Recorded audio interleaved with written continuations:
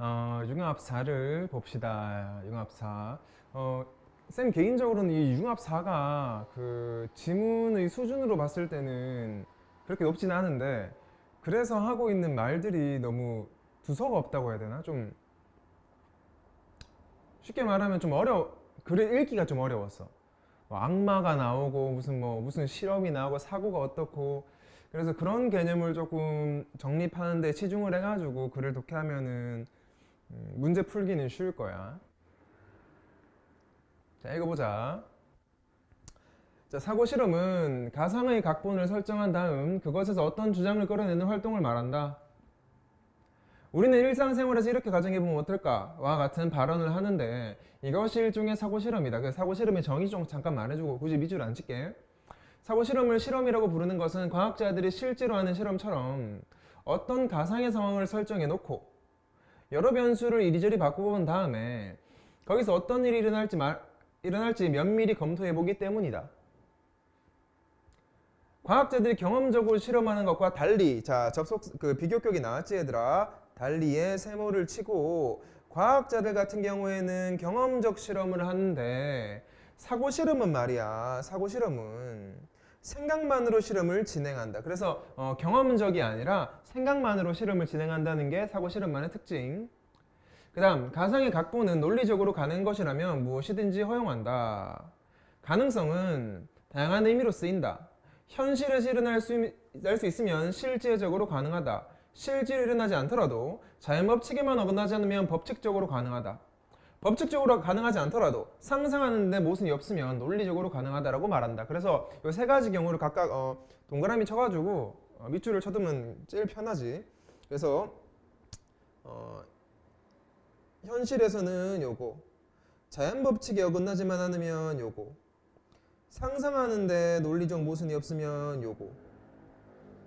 어쨌든 가상의 각본은 보이지. 가상의 각본 위에 논리적으로 가능한 것이라면은 무엇이든지 허용하니까 얘랑 이을 수 있겠지. 디귿과 논리적으로 모순이 없으면 논리적으로 가능하다고 말하니까는 가상의 각본 같은 경우에는 논리적으로 가능하다라고 말할 수 있겠지. 사고 실험에서 가상의 상황을 상상할 때는 논리적으로 불가능한 것만 아니라면 딱 나오지. 어떤 것이든 가능하다. 그래서 사고 실험에서 웬만한 건 다 가능하다 생각하면 돼. 제일 빡빡한 거, 그 다음 좀 더 풀이 넓은 거, 이건 엄청 넓지. 웬만하면 다 되니까. 계속 읽어보자. 자, 사고 실험은 철학이나 과학에서 어떤 주장을 하기 위해 널리 쓰인다. 우리가 알고 있는 갈릴레이의 자유낙하 실험도 피사의 사탑에서 실제로 실험한 게 아니래. 사고 실험이래. 갈릴레이는 물체의 낙하 속도는 그 물체의 질량에 비례한다는 아리스토텔레스의 이론을 반박하기 위해서 다음과 같은 사고 실험을 했다. 나오니까 학자 2명 동그라미 칩시다. 갈릴레이는 아리스토텔레스의 이론을 반박하기 위해서, 즉 뭐다? 물체가 무거우면 무거울수록 속도가 빠르다. 그치? 그래서 속도는 물체의 질량이 커질수록 빠르다라고 이제 아리스토텔레스가 주장을 했는데, 이걸 반박하기 위해서 이런 실험을 한다. 사고 실험을. 무거운 물체 한 개랑 가벼운 물체를 끈으로 묶어가지고 높은 곳에서 떨어뜨려 본다고 할 때 아리스토텔레스의 이론에서는 모순된 결과가 나온다고. 가벼운 물체가 무거운 물체를 떨어지는 속도를 늦춤으로 하나로 묶인 물체는 묶이기 전의 물체들의 중간 속도라고 생각할 수도 있고, 이게 어떻게 생각하면 되냐면 얘들아, 쌤이 여기 칠판에 필기를 해줄게. 위에서부터 물건을 떨어뜨리는데 조그만한 돌이랑 큰 돌이랑 이렇게 묶어가지고 밑으로 떨어뜨린다는 말이야. 근데 상상할 수 있겠나? 그 큰 돌이 밑으로 먼저 쭉 떨어지겠지. 얘가 무거우니까. 근데 이 돌이 얘가 떨어지는 걸 위로 이제 잡아당기고 있잖아. 이렇게 동그라미 2개 떨어지면 얘는 떨어지려고 하는데 얘는 좀 더 가벼워서 늦게 떨어지려고 하잖아. 그러다 보니까는 얘가 오히려 얘를 붙잡는 상황이 생기잖아. 이해돼? 어쨌든 이들도 묶어놨으니까 물체의 질량은 얘 혼자 떨어질 때보다 더 커졌는데 말이야. 돌이 2개가 돼서. 오히려 속도는 뭐라 그래? 가벼운 물체가 무거운 물체가 떨어지는 속도를 늦추기 때문에 얘만 떨어질 때보다 얘들 둘이 같이 떨어졌을 때 조금 더 느리다 라고 생각할 수도 있고, 사고야 그냥 사고 생각할 수도 있고, 하나로 묶인 물체는 묶이기 전에 두 물체들보다 무거움으로 더 빨리 떨어진다고 생각할 수도 있다. 2개나 있단 말이야. 얘들들이 묶여있네. 그러니까 두 물체의 무게는 혼자 떨어질 때보다 훨씬 무거우니까 묶어서 떨어뜨리면 훨씬 더 빠를 것이다 라고 생각할 수도 있다고. 됐지? 두 가지 체크해 볼게. 그래서 갈릴레이의 사고 실험은 요 두 개지야. 첫 번째, 중간 속도인 경우가 한계가 있고 무거움으로 더 빨리 떨어진다고 생각할 수도 있다. 두 번째, 이게 두 가지 사고 실험을 한 거지. 그래서 갈릴레이는 물체가 떨어지는 속도는 물체의 질량과는 상관이 없다고 결론을 내린다. 왜? 한 가지 답이 없잖아. 이럴 수도 있고 저럴 수도 있으니까 결국에는 아리스토텔레스가 말한 속도는 그 물체의 질량에 비례한다는 이론을 알 수 없다라고 된 거지. 이건 사고 실험 예시일 뿐이야, 그냥. 자, 사고 실험은 실제로도 불가능한 뿐만 아니라 법칙적으로도 불가능한 것을 상상하는 일이 많기에 쓸모가 없다는 비판을 받는다. 자, 비판점이 있어. 가상의 상황에 실제로 성립할 수 없거나 자연 법칙에 어긋난다면 합당한 근거로서 받아들일 수 없다고 보기 때문이다. 이거 보이지? 실제로 성립할 수 없거나 자연 법칙에 어긋난다면 말이야. 아까 앞에 우리 했던 것 중에 요거 있었어.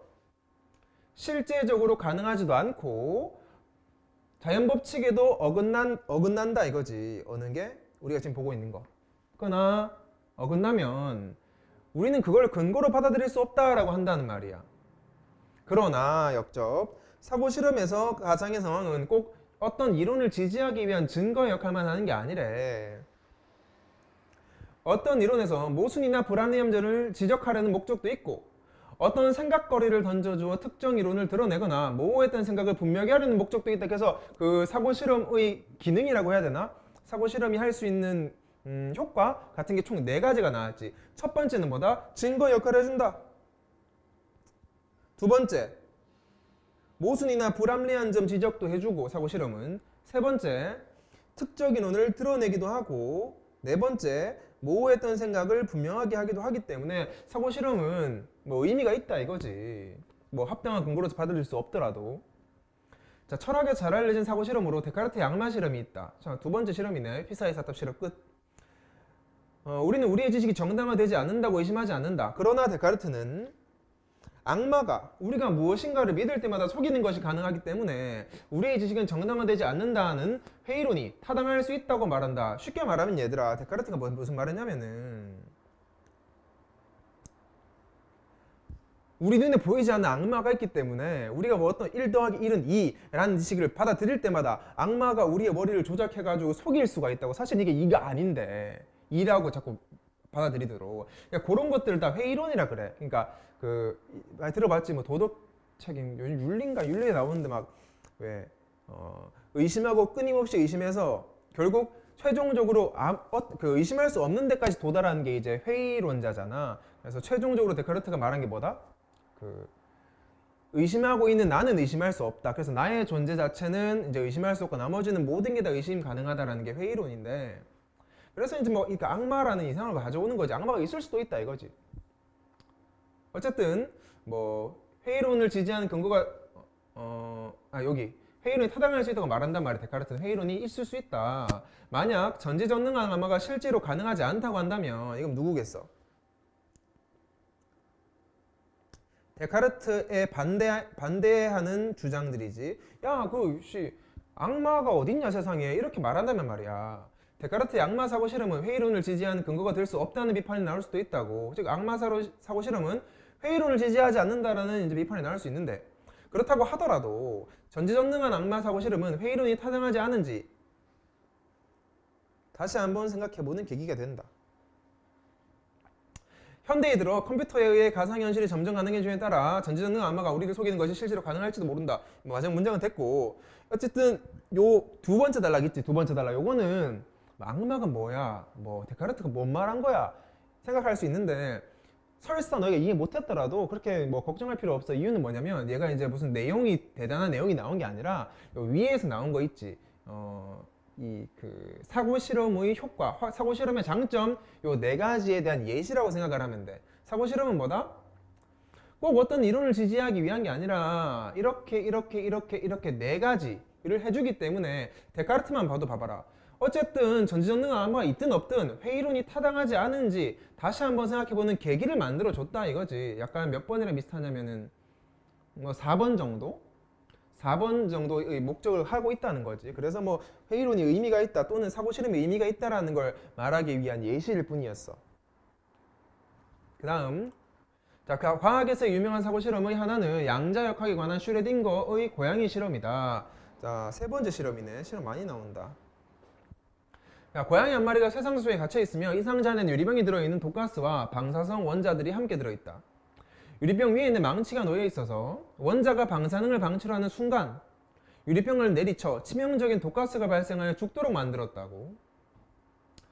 실험을 시작할 때 1시간 안에 원자가 붕괴할 확률이 2분의 1이 되도록 딱 조절을 한다. 50%. 이 고양이가 사고 실험에서 고전 물리에 따르면 핵의 붕괴가 1시간 안에 일어났는지 아닌지에 따라 생과 사 둘 중에 하나의 상태에 있게 된다. 여기 중요한 말 나온다 얘들아. 우선 첫 번째, 고전 물리에 따르면 말이야, 생과 사 둘 중에 하나의 상태는 있어야 돼. 두 개가 공존하는 상태는 없다. 살거나 죽거나 둘 중에 하나여야 돼. 50대 50으로. 그러나 역접 양자역학적으로 해석하면 말이야, 생과 사의 두 상태는 파동성을 갖기 때문에 파동함수로 표현할 수 있고, 체크해볼게. 표현될 수 있고, 이러한 두 상태가 보이지? 중첩되어, 제일 중요한 말, 동시에 존재한다고 설명한다고, 양자역학에는. 하지만 쇠상자를 여는 순간 중첩되어 있는 상태가 붕괴되어 생과 사 중 하나의 상태로 결정이 된다고. 언제? 여는 순간 결정이 된다고. 근데 요거 읽으면서 좀 헷갈렸는데 약간 그거랑 비슷한 것 같아. 예전에 왜 그 인터스텔라라는 영화 보면은 그 주인공 아저씨가 마지막 장면에서 과거에 자기 자신을 바라보고 있잖아. 어떤 이상한 그물 같은 벽 안에서. 이제 같은 비슷한 시공간 안에 이 두 인물이 같이 존재하는 게 이제 뭐 그때 양자역학이라 했는데 너무 비슷한 것 같아. 확실히는 모르겠지만 이 양자역학에서는 생과 사 두 상태가 동시에 존재할 수 있고, 우리가 죽었는지 살았는지 확인하려고 문을 딱 여는 순간 그 둘 중에 하나의 상태로 결정이 딱 된다 이거야. 그런 논리야. 어쨌든 고전 물리라는 가장 큰 차이점보다 요거 두 개겠지. 요거 두 개. 자, 슈레딩거의 사고 실험의 목적은 양자역학적 해석을 비판하기 위한 것이었는데, 죽었으며 동시에 살아있는 고양이가 실제로는 존재하지 않으므로 양자역학이 불완전하며 현실적이지 않다고 비판하였다. 슈레딩거는 뭐 했다? 이런 고양이는 없으므로 비판했다. 아인슈타인 또한 신은 주사위 놀이를 하지 않는다라는 말로 슈레딩거와 같은 입장을 취했다. 아인슈타인도 쌤. 그런 양자역학적 사고는 개소리다. 하지만 슈레딩거의 의도와는 달리 고양이 사고 실험은 양자역학이 무엇인지를 직관적으로 가장 잘 설명하는 실험이 되어버렸으며, 후에 과학자들의 입자와 파동의 이중 슬릿 실험을 통해 양자역학적 중첩된 상태가 나타난다는 것이 증명이 돼버렸다고. 실제로는 뭐야? 뭐 죽었으면서 산 상태가 있다는 거지. 됐지? 그 다음, 그러면 엄연히 입증되는 과학적 사실이 우리에게 낯설게 여겨지는 이유는 무엇일까? 낯설잖아. 뭐 죽었으면 살아난 상태가 어딨어? 낯설지? 근데 이유는 뭐냐? 이유 달라. 그것은 우리가 경험하는 세계에서는 양자역학이 직관적으로 다가오지 않기 때문이다. 보어는 양자역학적 현상이 비록 고전역학 관점에서는 반직관적이긴 하지만 이를 이성적으로 이해하기 위해서는 우리의 인식의 틀을 변화시켜야 된다. 뭐라고? 이해하려면은 변화시켜라. 그러니까 이론은 맞으니까 이게 어색한 너희의 생각을 바꿔라 이거야 지금. 자, 문제 바로 보자 얘들아. 괜찮았어. 적절하지 않은 것 2번 보면 과학자의 경험적 실험과 달리 실제로 가능한 실험은 할 수 없다. 사고 실험이 실제로 가능한 실험을 할 수가 없나? 아니지. 사고 실험의 종류가 3개가 있었잖아 얘들아. 기억나? 이거 현실에서 일어날 수 있으면 실제적으로 가능하다. 이 가능성의 의미가 3개였잖아. 그러니까 사고 실험도 현실에서 일어난 일을 사고를 할 수 있는 거지. 당연히 현실에서 있는 것도 사고 실험도 가능하고, 현실에서는 좀 불가능하더라도 자연 법칙에 의하면 안 되면은 가능하고, 상상으로도 가능하니까 엄청 넓은 개념이야 사고 실험은 얘들아. 그래서 답이 2번이었다. 할 수 있다라고 바꿔야 되지. 자, 기역과 디귿의 포함이 제일 쉽지 얘들아. 그 기역이 가장 좁고 디귿이 가장 포괄적이었잖아, 그치? 그래서 당연히 답은 어디 있어? 1번이겠네. 기역, 니은, 디귿 이렇게 돼 있는 거. 3번 문제. 일치하지 않는 것 5번 보면은 갈릴레이에 따르면 가벼운 물체와 무거운 물체가 물체는 묶이기 전의 물체들보다 빨리 떨어질 수도 있고 느리게 떨어질 수도 있다. 갈릴레이가 빨리 떨어질 수도 있고 느리게 떨어질 수도 있다라고 말했냐? 그게 아니야. 이건 거의 뭐 초딩 같은 문제였는데 딱 말만 바꿨다. 갈릴레이는 뭐라 그랬냐면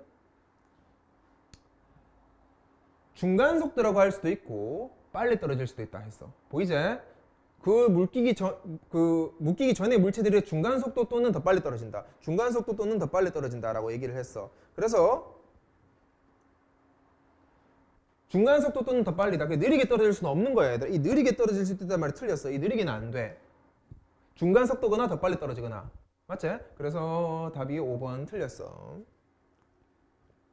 다음 4번 문제 봅시다. 4번 문제. 4번 문제 보면은 윗글을 바탕으로 A의 의미를 추론하는 내용으로 가장 적절한 것은 요건 이제 답이 3번이었는데 우선 그 A를 확인하러 넘어가면 얘들아 A는 C는 주사위 놀이를 하지 않는다 요 말이 이제 아인슈타인이 했으니까 이 A가 포함하고 있는 의미는 뭔지는 몰라도 아인슈타인의 주장 즉 뭐다? 살아있으면서 동시에 죽어있는 상태는 없다. 죽었으면 동시에 살아있는 고양이는 없다라는 주장을 내포하고 있어야 된다는 말이야. 그래서 3번이었어. 삶과 죽음은 주사위 놀이처럼 확률의 문제가 아니라 무조건 둘 중에 하나의 상태여야 한다는 거야 지금. 그지? 그래서 3번이었고 뭐 1번 같은 경우에는 뭐 생존 가능성의 확률은 절반이 아닌 더 큰 값이다. 그런 건 모르지. 5대 5라고 했으니까. 2번 신의 의도가 들어간 자연의 섭리. 신의 의도가 들어가면 안 되지. 왜? 신은 주사위 놀이를 하지 않는다 이거지. 정확하게 딱 판단이 된다 이거니까 틀렸고 결국 그래서 답이 3번입니다. 4번 A와 보기 실험의 바탕으로 보인 반응으로 적절한 것 해볼게. 이중슬릿 나오니까 양자역 확인해. 이중슬릿에 입자를 쏘면 입자는 벽을 통과하지 못하기 때문에 뒤 검출기에는 A처럼 두 줄만이 생기게 된다. 반면 파동을 쏘면은 회절 간섭 현상으로 인해 B처럼 파동 검출기에 두 줄이 아니 여러 줄이 생기게 된다. 그래서 입자를 쏘면 벽 통과 못해서 두 줄만이 생기는데 파동을 쏘면은 뭔지는 몰라도 벽을 통과할 수 있나 보네. 벽을 통과할 수 있어서 두 줄이 아닌 여러 줄이 생긴대. 빛은 입자와 파동의 두 가지 성질을 모두 가지고 있으므로 빛은 뭐다? 얘랑 얘의 성질을 둘 다 가지고 있으므로 빛을 쏘아주는 경우에도 검출기에는 두 줄이 생기는 게 아니라 파동성 때문에 여러 줄이 생긴대. 빛은 여러 줄이 생긴대. 전자를 사용해서 같은 실험을 실행해보면 전자 역시 입자와 파동의 성질을 가지고 있으므로 전자 역시 입자와 파동 둘 다 가지고 있으므로 여러 개의 줄무늬가 생긴다. 이번에는 한 번에 하나씩 전자를 쏘아보자. 이 경우 검출기에 간섭 무늬가 검출된다. 전자가 어느 슬릿을 통과하는지 알기 위해 슬릿 옆에 관측 장비를 설치했다. 관측 장비를 통해 전자가 어느 슬릿을 통과하는지 측정할 수 있었으나 이때는 간섭 현상이 사라졌다고. 특이하지. 역점이 나오면서 이렇게 됐다고. 간섭 현상이 사라지면 어떻게 되는지 아나 얘들아? 간섭 현상의 기능 자체가 여러 줄이 생기게 만들어주는데 이렇게 측정을 딱 하니까 간섭 현상이 사라졌으니까 이제 여러 줄이 생기는 게 아니라 두 줄만 생겨야 되지. 즉 전자의 파동으로서의 성질은 사라지고 입자로서의 성질만 남았다. 파동으로서의 성질은 사라지고 입자로서의 성질만 남았다. 뭔 말이야? 파동으로서의 성질은 여러 줄이 생기게 만드는 거고 입자로서의 성질은 벽을 통과하지 못하기 때문에 두 줄만 생기게 하는 거니까 결국에는 뭐다? 그 측정을 하자마자 뭐가 됐어? 두 줄만 생긴다는 말이야. 근데 여기에서 우리가 이제 이런 것도 중요하지만 포인트를 둬야 될 그 부분은 이 부분이야.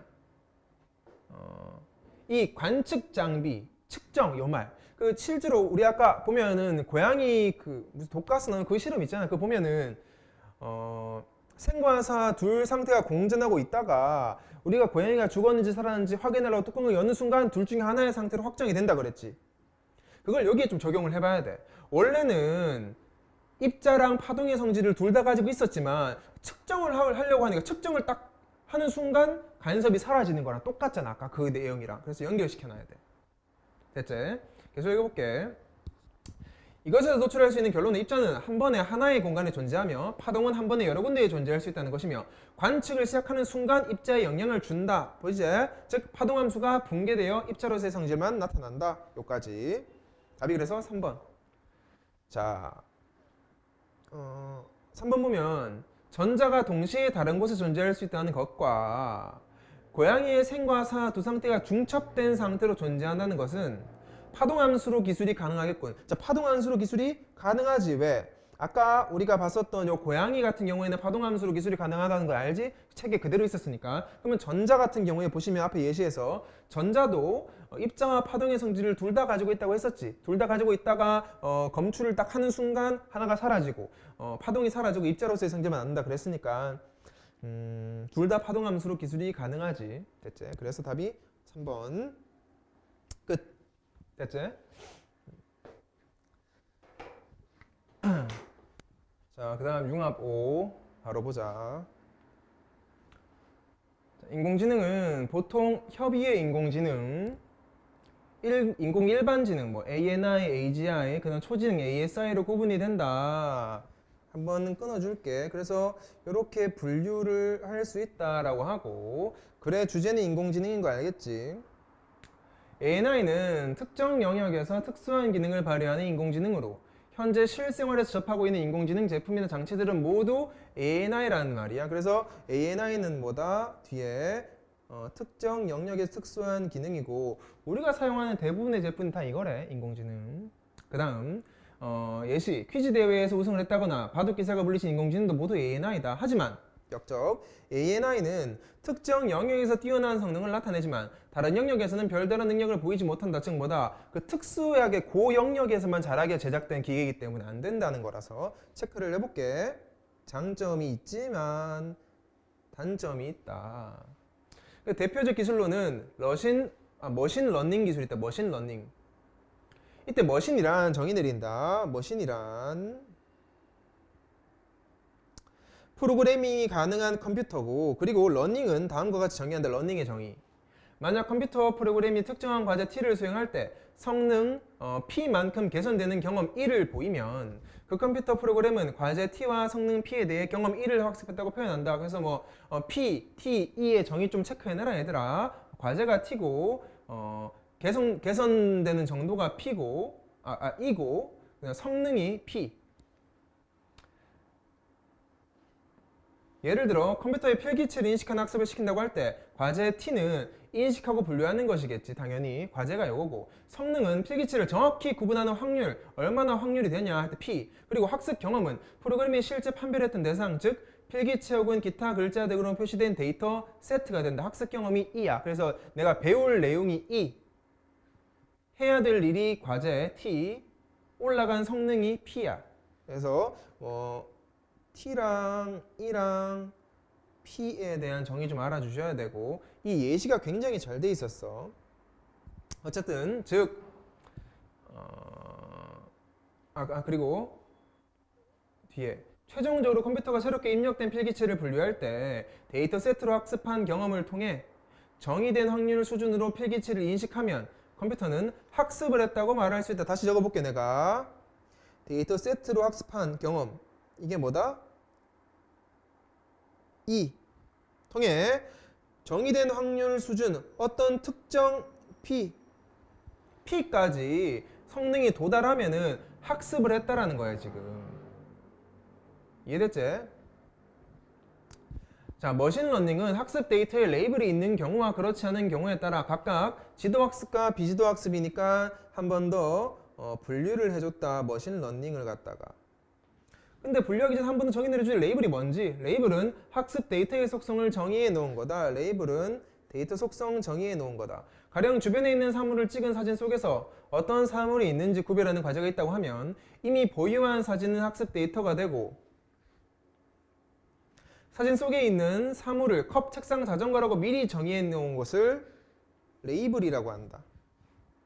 레이블은 사람이 미리 정한 것이므로 레이블된 사진을 통해 학습하는 컴퓨터는 사람으로부터 지도받은 것이 된다. 반면 역접 학습 데이터에 레이블이 없다면 사람으로부터 지도를 받지 않은 것이므로 비지도 학습이라고 한다. 레이블이 없다면. 그래서 얘들아 위에 그 레이블이 있는 경우와 그렇지 않은 경우에 따라 지도와 비지도니까 지도학습 같은 경우에는 사람이 지도한 거다라고 해서 이제 뭐 레이블이 있는 경우, 비지도학습은 레이블이 없는 경우 이런 거지. 그럼 레이블이 뭡니까? 레이블 나왔지? 뭐 학습 데이터의 속성을 정해 놓은 것. 예를 들자면 미리 말해 놓은 컵, 책상, 자전거 같은 걸 레이블이라고 하지. 됐나? 그래서 지도와 비지도 분류한 부분이었어. 자, 지도학습 체크해 볼게. 자, 지도학습 얘는 레이블이 있는 애야. 레이블이 있어야 돼. 사용되는 분류 모델은 알고리즘에 따라 여러 가지 모델로 나뉜다. 그 중에서 KNN 모델은 머신러닝 모델 가운데 가장 직관적이고 간단한 모델 중 하나다. KNN 모델의 핵심은 새로운 데이터가 어느 그룹에 속하는지 분류하기 위해 그 데이터에 가장 가까이 있는 학습 데이터가 속한 그룹을 알아보는 것이다. 그러니까 KNN 동그라미 쳐볼게. 지도학습 중에서도 지도학습의 이제 모델 중에서도 KNN 모델인데 가장 직관적이고 간단하대. 그 다음 그 밑에 어떻게 하냐? 그 데이터에 가장 가까이 있는, 즉 분류하기 위해 가장 가까이 있는 데이터가 속한 그룹을 알아보는 거래. 이를 위해 먼저 레이블된 학습 데이터들의 특성을 좌표에 표현한다. 만약 특성이 2개면 2차원 평면에 각 학습 데이터가 표현되고 홀수의 K값을 설정한다. 그리고 아래 그림과 같이 가상의 원 원을 K개 학습 데이터가 발견될 때까지 확장하고 K개 학습 데이터 중 데이터가 가장 많이 속해 있는 그룹을 분류하고자 하는 데이터의 그룹으로 간주한다.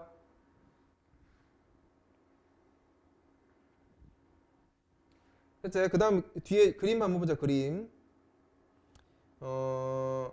앞부분에서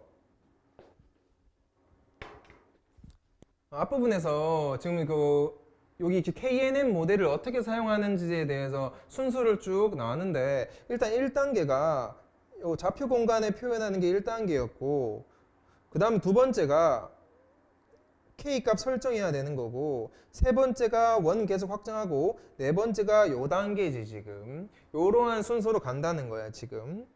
그래서 이 예시를 통해서 한 번 더 보자.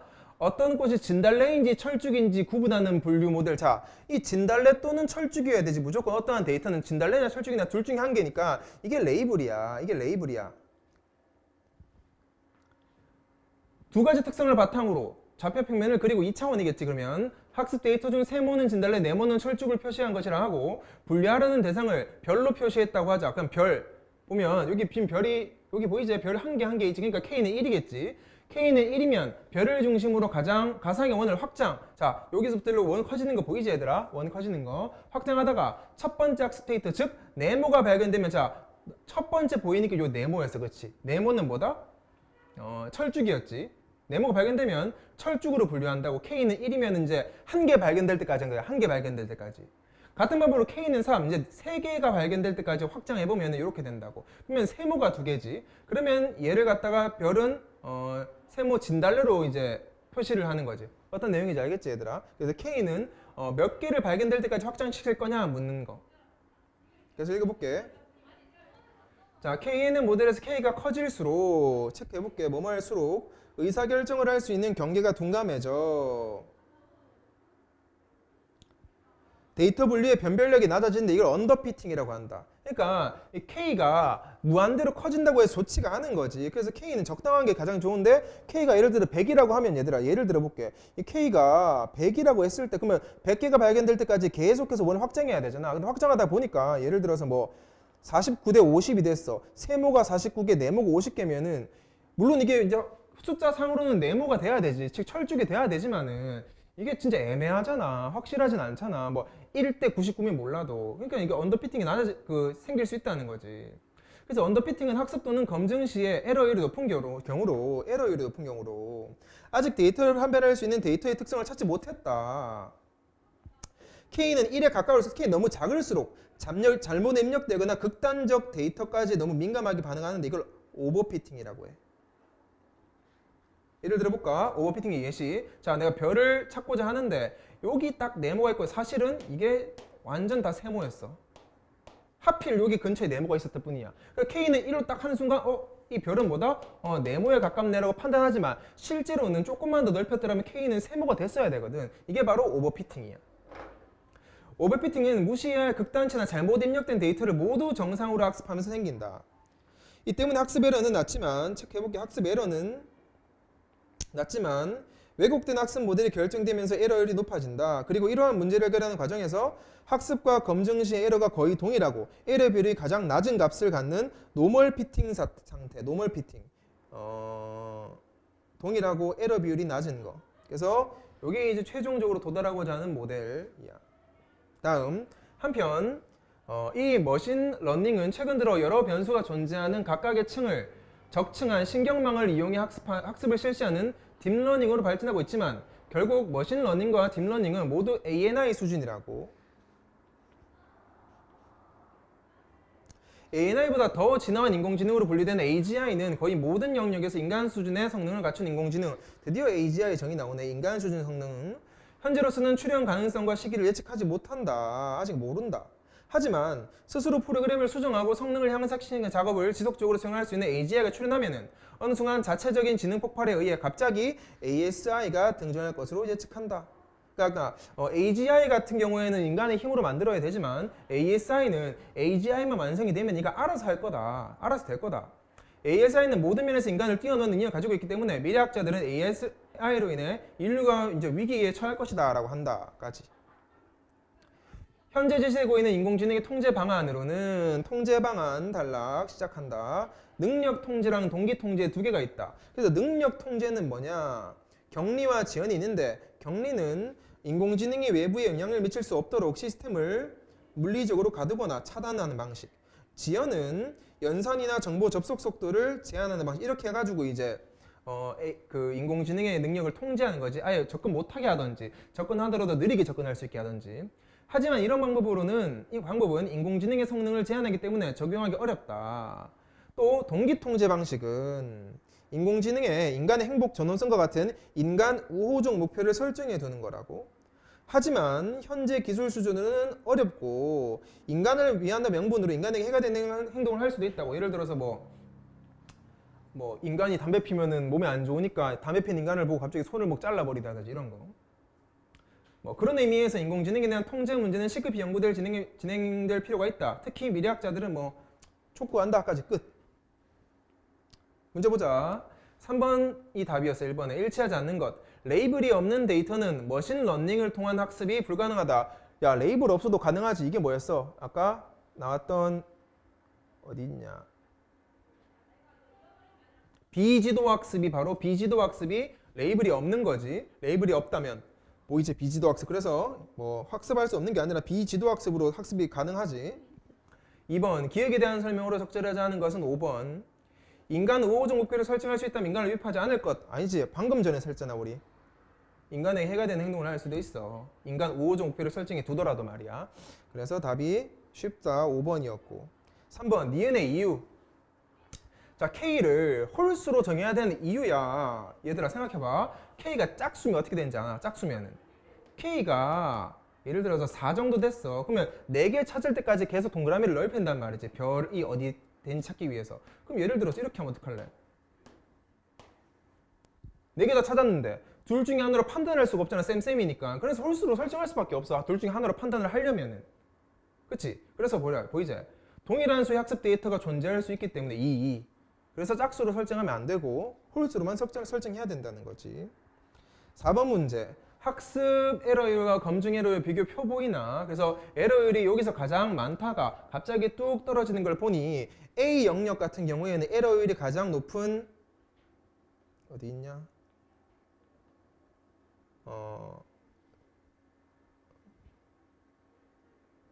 언더피팅. 적어볼게. A는 언더피팅. 그치? 그다음 에러율이 엄청 낮고 갑자기 여기 좀 올라가는 거 보이지? 이쪽 올라가는 거. 학습 에러율 적은데 검증 에러율이 높잖아. 그럼 이 부분은 오버피팅이 일어난 거고 이 사이가 이제 노멀이지. 노멀 피팅. 그래서 K가 너무 작거나 너무 높으면은 언더, 너무 1 정도로 작으면 오버피팅이 일어나니까 한 요 정도로 K계를 유지해라는 거야 지금. 답이 4번이었는데 B영역이 이제 노멀 영역이었어. B영역. 학습과 검증 에러가 거의 동일하지만 K 값이 여러 가지, 맞지? 여러 가지이므로 데이터 판별을 위한 데이터 특성을 찾지 못한 상태이군. 아니지. K 값은 물론 11개부터 57개까지 하나로 설정을 하면 돼. 그냥 요 11개 찾아도 되고 57개 찾아도 돼. 여러 가지로 데이터 판별하면 데이터의 특성을 이미 찾았지. 데이터 특성을 찾았으니까 학습과 검증 에러율이 적잖아. 지금 하나로 설정이 된다는 거지. 만약에 데이터를 찾지 못했으면 오버피팅처럼 이렇게 벌어져야지, 또는 에러율이 많이 나던지. 됐지? 그래서 답이 4번. 5번은 뭐 알아서 해라.